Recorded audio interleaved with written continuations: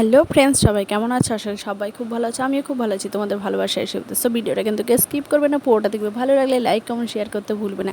তো আমার প্লেন জার্নিংটা কেমন ছিল সেই ভিডিওটা আজকে তোমাদের সঙ্গে শেয়ার করতে চলেছি। আর হ্যাঁ, এটা অনেক দিনের পুরনো, তবুও কী করবো বলো তো, সেটা তো আমাকে শেয়ার করতে হবে তোমাদের সঙ্গে। আর আমি এক একটা জিনিস তোমাদের সঙ্গে শেয়ার না করলে ভালোই লাগে না। তো ফাইনালি তখন প্লেনে বসে গেছে। আর কোথা থেকে কোথায় যাচ্ছি সেটাই তো বলিনি, পুনে থেকে দেরাদুন যাচ্ছি। আর প্লেনটা দেখো রানিং হয়ে গেছে। আর এখন একটা ঝটকেসে লাগবে, আমার ফোনটা পড়ে যাচ্ছিলো। দেখো এই জায়গাটা একটুর জন্য আমার ফোনটা হাতে করে আমাকে বারবার বলছিল বৌদিকে ফোনটা ব্যাগে রাখা, আমি বুঝতে পারিনি। আর প্লেনে অনেক কিছু নিয়ম ছিল, সেগুলো আমার জানা ছিল না, তো সেটাও জেনে নিলাম, বেশ ভালো লাগলো। তো বলতে বলতে দেখো আমি তোমার এটা হচ্ছে দেরাদুন এয়ারপোর্টে নেমে গেছি। আর প্লেনের ভেতরটা আমার কেমন লেগেছে সেটাই তোমাদের একটু বলি। যখন উঠলাম বেশ ভালো লাগছিলো, কিছুক্ষণ বসলাম, খুব ভালো, মানে একটু ভয় ভয় লাগছিলো।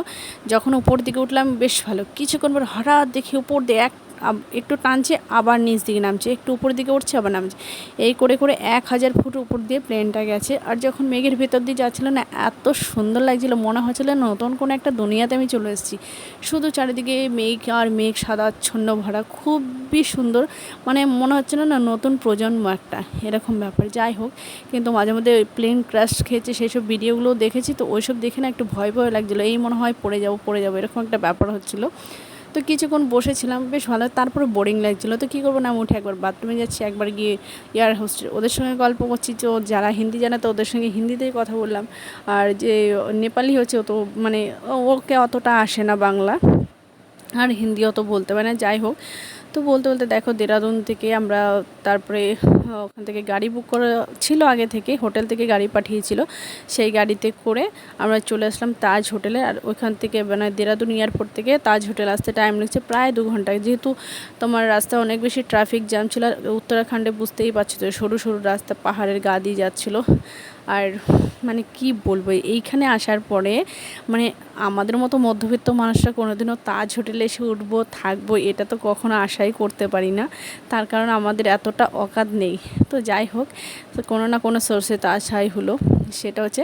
আর আমরা দেখো ছোটো থেকে কাঠ দেখে অবস্থা, আর এরা কাঠের দোতলাতে থাকবেই। দেখো এটা হচ্ছে নিচের যে রুমটা আছে সেটাই দাদা বৌদি ছিল, এটা হচ্ছে ড্রয়িং রুমটা। তো দেখতে পাচ্ছ টেবিলে অনেক রকম মিষ্টি থেকে শুরু সব কিছু সাজানো, খুব সুন্দর ডেকোরেশন করা ছিল, ফুল দিয়ে অভ্যর্থনা দিল, অনেক কিছু করেছে। তো উপরে ছিলাম আমি আর বাচ্চাটা।